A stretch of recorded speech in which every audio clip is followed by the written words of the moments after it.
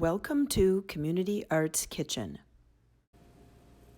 Hi, in this quick video, I'll show you how to turn celery into a stamp that looks like a flower.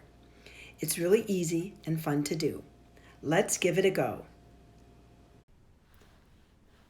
Supplies needed: celery, paper to print on, markers, paper towel, knife, and cutting board. Cut the celery evenly so you have a flat area to use as your stamp. Give yourself at least 4 inches to work with, leaving the base of the stalks together at the bottom.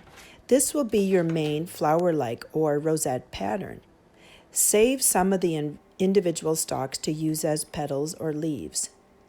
Blot the excess moisture off the celery. If there is too much moisture, the watercolor markers will not stick to the celery. Let the celery dry longer if necessary. Now comes some fun. Think about what colors you'd like to use. And where you'd like the rosette pattern to be on your paper. Using your markers, color the celery.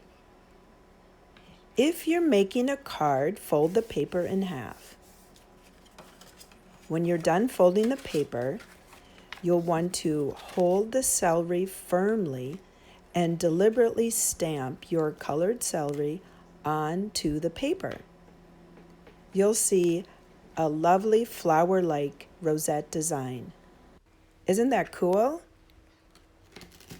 Feel free to cut about 1/4 of an inch or so off the celery if you want to change colors completely. Remember to blot the celery to remove any excess moisture. Have fun adding colors and flower-like shapes to your print.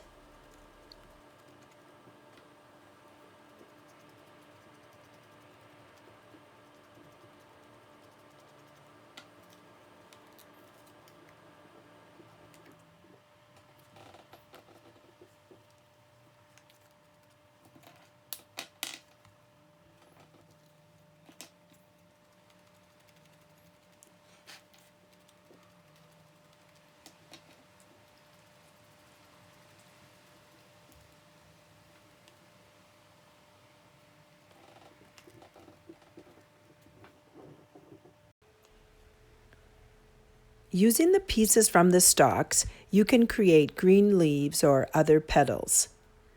These shapes can also be used for a decorative border.